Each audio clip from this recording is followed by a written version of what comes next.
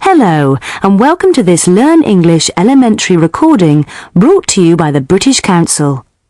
To find out more and to access language activities and audio scripts, visit our Learn English website at www.britishcouncil.org/Learn English. Hello, and welcome to Learn English Elementary Podcast number 1. My name's Ravi. And I'm Tess. We're your presenters, and we've got lots of things for you to listen to today. But before we start, I think we should introduce ourselves. Ravi? Okay, I'm Ravi. Or I tell you what, I'll introduce you, and you can introduce me. How about that? Well, okay then. This is Tess. She's from London. How old are you? None of your business, Ravi. And she loves dancing and riding her mountain bike, okay? Okay. And this is Ravi. He comes from Manchester. He's 23. Oh, aren't you? Oh, yes. He likes football and he's a great cook. Thanks. And there's one more person for you to meet. I'd like to introduce our producer, Gordon. Say hello to everyone, Gordon. Hello. Pleased to meet you. Hi, Gordon. And how are you today? Very well, thank you, Tess. Good. We'll speak to Gordon again later in the show, but now it's time to get on with our programme. We've got an excellent show for you today, and let's start with our first section called I'd Like to Meet. We ask people a simple question. Which famous person, dead or alive, would you like to meet? And of course, we ask them to explain why. Our guest today on I'd Like to Meet is Zara Heller from Bristol. Hello, Zara, and welcome to the show. Hello. Hi, Zara. And what do you do, Zara? I'm a student. I'm in my last year at school. I'm 16. Right. Now, let's ask the question. So, Zara, which famous person, dead or alive, would you like to meet? I'd like to meet Angelina Jolie. Angelina Jolie? Great, good choice. Tell us a bit about her. She's an American film actress. She was in Tomb Raider, and she's an ambassador for the United Nations too. And why did you choose her to talk about today? Well, because I really admire her. She's a famous film star with a lot of money and a famous celebrity film star husband. But she really cares about helping people, and she uses her money and her fame to help children and people who are very poor or have a difficult life. I saw a film about her on MTV, the music channel. It was a video diary of her visiting Africa and talking about how to stop poverty. And they were really simple things. And I thought it was really cool because MTV doesn't usually show programs like that. It's usually just music videos and things. But because she's famous and beautiful, then people want to see her so she can get a lot of attention for the things that she wants to change. Yeah. Do you like her films? Do you think she's a good actress? Yes, I do. I don't think she's a great actress, but she's a good actress. And she's so beautiful that you just want to look at her all the time. Yeah. I think she's one of the most beautiful women in the world. I love watching her. I love all her films. And what would you like to talk to her about, Zara? I'd like to talk about her trips to different places all around the world, and about Hollywood and her family, and about what people like me can do to help poor children. Well, thank you very much, Zara. That was really interesting. Personally, I'd like to talk to her about her husband, Brad Pitt. I think he's gorgeous. Okay, Tess, calm down. For all of you listening, we'd like to hear from you. Which famous person, dead or alive, would you like to meet, and why? Email us at learnenglishpodcast@britishcouncil.org. That's learnenglishpodcast, all one word, at britishcouncil, all one word, .org. That's O-R-G. Let us know which famous person you would like to meet and why. Okay, now it's quiz time. Every week we'll have a little quiz to get you thinking. This week it's the 10-second quiz. It's very easy. We give you a topic and you give as many answers as you can in 10 seconds. Our two players today are Daniel. Daniel's 16 and comes from London. Hello, Daniel. Hi. And Alice. Alice is also 16 and she comes from Liverpool. Hi, Alice. Hello. Do you both know what to do? Mm-hmm. OK. We give you a topic and you have to write down all the words you can think of. For example, we say bathroom and you write a list. Bath, soap, shampoo and so on. As quick as you can. Got the idea? Yeah. Good. OK, let's play. You've got 10 seconds to write down things you can find in a kitchen. OK?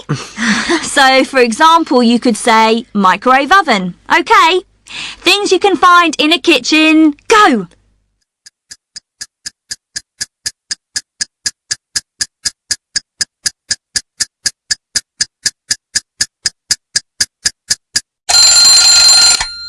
OK, Daniel.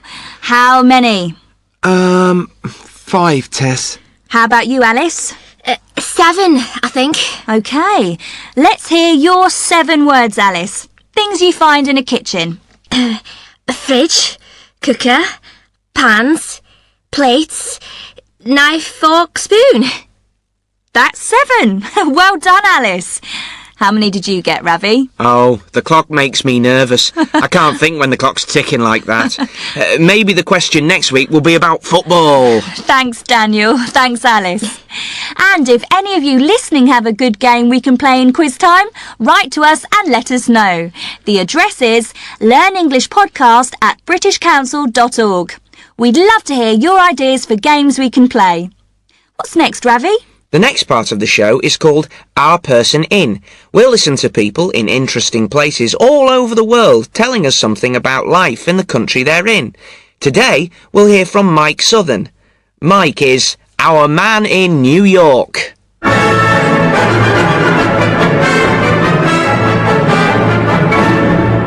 New York. What do you think of? Skyscrapers, taxis, noise, people. John Lennon said that New York is the capital city of the world, and it certainly feels that way.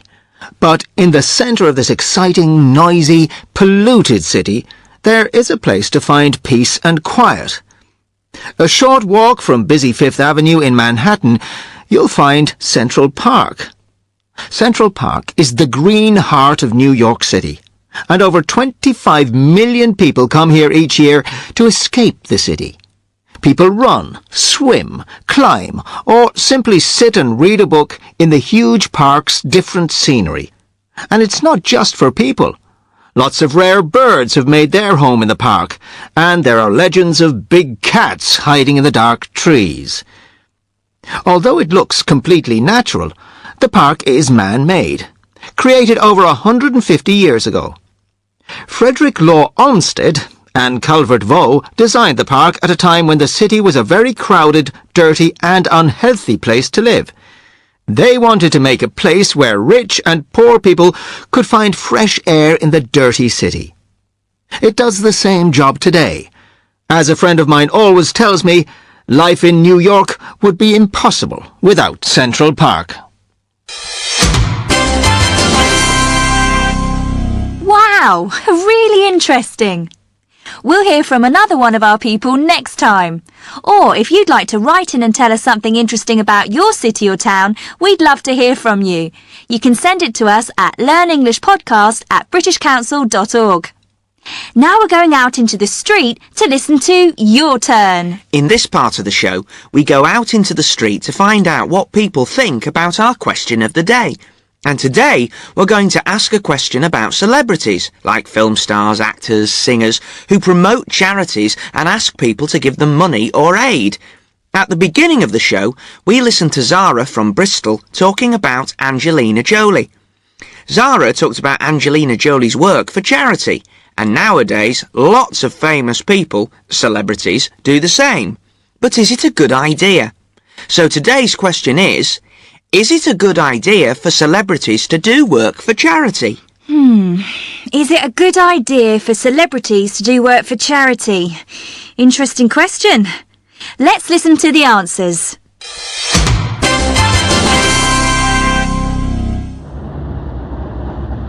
I think it's a good thing. People don't want to listen to boring politicians, but everyone likes celebrities, so they listen to what they have to say.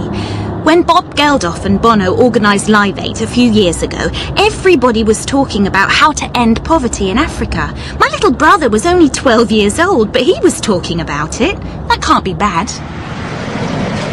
I hate it. The celebrities only want publicity, and they want us to think that they're really nice people, you know? They care about the world, they care about poverty, so they can sell more records. But it's a big lie. They're not interested in poor people or the charities at all. Why is it a problem? The charities need money, and if celebrities can help them to get more, then what's wrong with that? I think that some celebrities only want publicity, but, well, who cares? The charities get some money. That's the really important thing. But if you think, for example, Angelina Jolie or George Clooney is really cool, then you want to do the same things that they do. So you might give to charity too because you want to copy your favourite star. I think it's a good thing. Helping people is cool nowadays. I think the celebrities do it because they copy other celebrities. Everyone's doing it nowadays. It's the fashion to do work for charity. I hate it. These film stars make millions of dollars for a film and live in houses that cost millions of dollars and travel in private planes and stay in expensive hotels, and then they go and visit some poor people. It's ridiculous. OK, some interesting answers there. Do you have an opinion about this question? We'd love to know what you think. Is it a good idea for celebrities to do work for charity? Or do you have an idea for a question that we could ask on your turn? Send us an email at learnenglishpodcast@britishcouncil.org and we can take your question into the street. OK, now it's time to meet Carolina. Carolina is from Venezuela and she's visiting Britain for the first time. It's a big adventure for her. She's going to live, study, and she hopes have a good time here in the UK. And we're going with her. Carolina's going to study in Newcastle in the northeast of England. She speaks very good English, but this is her first visit to Britain, so some things are very strange for her. We're going to follow Carolina in our podcasts and listen to some of the conversations that she has in lots of different situations. Today, we're going to hear what happened when she first arrived in Britain from Venezuela. Here's Carolina at Heathrow Airport in London. Let's listen to her conversation at Immigration Control. Excuse me, am I in the right line for immigration? I don't know, dear. It depends. What nationality are you? Venezuelan. No, this queue's for British and European Union members. You need to go over there, where it says other passport holders. Can you see? Oh yes, okay, thank you. Good evening. Good evening. Where have you travelled from today? From Venezuela, from Caracas. Can I see your passport, please? Mm-hmm. Thank you.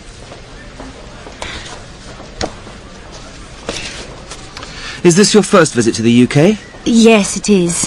And what are you going to do here? I'm a student. I'm going to study at the University of Newcastle. Is it a full-time course or a part-time course? A full-time. It's a full-time course. Mm-hmm. I've got my letter from the university here. Do you want to see it? Yes, please. Here you are. Thank you. And how long is the course? How long do you intend to stay in the country? 3 years.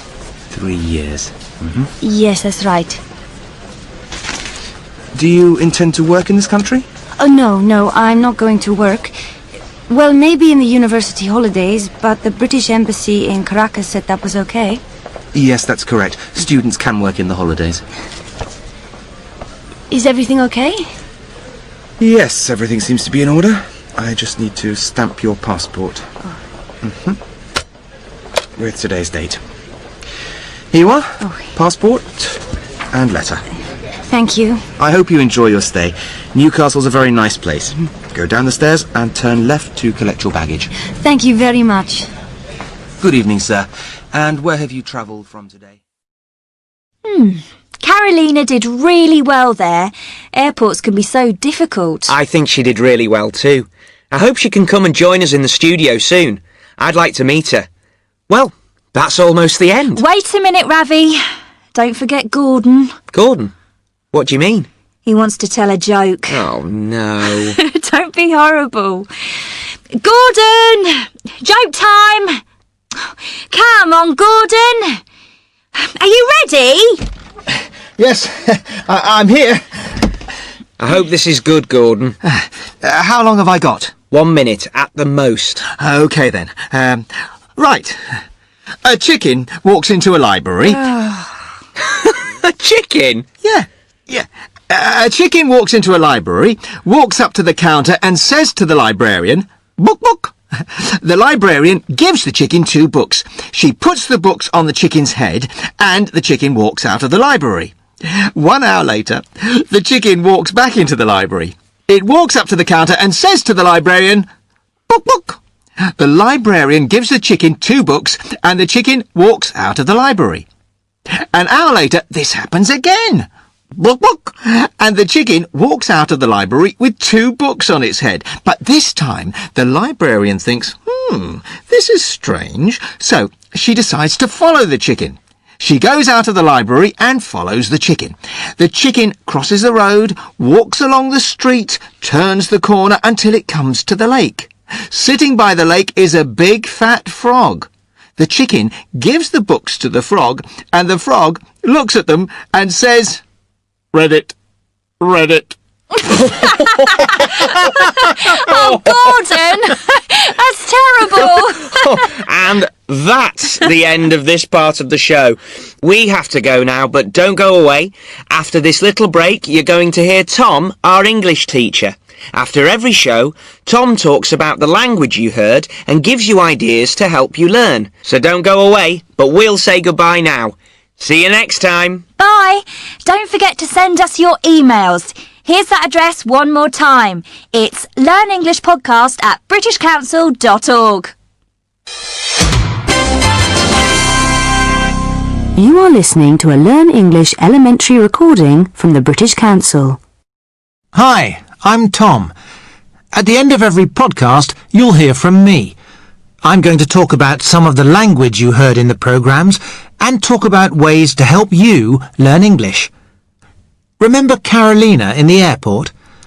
Listen to part of her conversation again. Is this your first visit to the UK? Yes, it is. And what are you going to do here? I'm a student. I'm going to study at the University of Newcastle. Carolina and the immigration officer are talking about the future, Carolina's time in Britain. To talk about the future, they both use going to. The immigration officer says, "And what are you going to do here?" And Carolina says, "I'm going to study at the University of Newcastle." They both used going to talk about the future, because they are talking about plans. When the immigration officer says, "What are you going to do here?" he's asking Carolina what her plan is. And she says, "I'm going to study," because that's her plan. She decided it before she left Venezuela. So, we use going to talk about future plans. But listen to another part of Carolina's conversation. Thank you. And how long is the course? How long do you intend to stay in the country? 3 years. 3 years. Yes, that's right. Do you intend to work in this country? Oh, no, I'm not going to work. Well, maybe in the university holidays, but the British Embassy in Caracas said that was okay. The immigration officer said, "How long do you intend to stay in the country?" And, "Do you intend to work in this country?" Again, he was asking about Carolina's future plans. But he said, "Do you intend?" Intend is a formal way to talk or ask about plans. You might hear this verb, intend, at an airport immigration desk or on an immigration form. It's another way to ask about your plans. One more thing. Did you notice that when Carolina arrived at the desk, the immigration officer said, "Good evening"? He didn't say, "Good night." Do you know why not? We only say good night when we say goodbye or when we go to bed. When we meet someone after around 5 o'clock in the afternoon, we say good evening. And we only say good night to people before we go home or before we go to bed. OK, in another part of the show, we heard Daniel and Alice playing a game. Listen to part of it again. You've got 10 seconds to write down things you can find in a kitchen. OK, Daniel, how many? 5, Tess. How about you, Alice? 7, I think. OK, let's hear your 7 words, Alice. Things you find in a kitchen. A fridge, cooker, pans, plates, knife, fork, spoon. I hope all of you have a notebook where you keep new words, a vocabulary notebook. Think about how you put new words into your notebook. Do you put them in alphabetically? All the words beginning with A, then all the words beginning with B? Or do you organise your new words another way? Some people put words into their notebooks in word families. They put words together that are connected in some way. For example, you could have a page in your vocabulary notebook called kitchen, and you could keep all the words from the game, fridge, cooker, pan, all of those words, on the kitchen page of your notebook. You could have pages for, say, sports, football, tennis, bowling, and so on. And you can write more than just the words. You can write the verbs that go with the words. Play football, but go bowling or go skiing.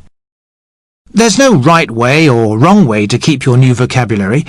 You have to find the way that helps you remember the new words. OK. By the way, if there are any words from the game that you don't know, remember that you can find them on the website.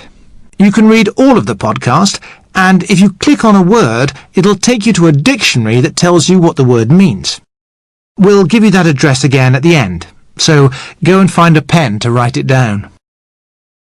Right, finally, after every podcast, I'll try to show you something that you can try to use in your own English. This week, I heard this interesting expression. Excuse me, am I in the right line for immigration? I don't know, dear. It depends. What nationality are you?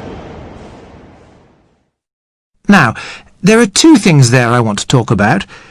Firstly, the old lady called Carolina dear. She said, I don't know, dear. Sometimes older people might call you dear. It's a friendly, affectionate thing to do. But be careful, it might sound a bit strange if you try to use it yourself. The other thing I noticed was that the old lady said, it depends. She didn't know the answer because she needed more information. Can you translate it depends into your language? Try to use it in English this week. OK, I'm going to stop there. I'll talk to you all again next time. Remember, you can send your questions to me at learnenglishpodcast@britishcouncil.org. I'll be happy to answer your questions. In a moment, you'll hear the address for the website where you can read everything you've heard in this podcast. Right, that's all for this time. Bye for now. See you next time. This recording was brought to you by the British Council. To find out more and to access language activities and audio scripts, visit our Learn English website at www.britishcouncil.org/learn English.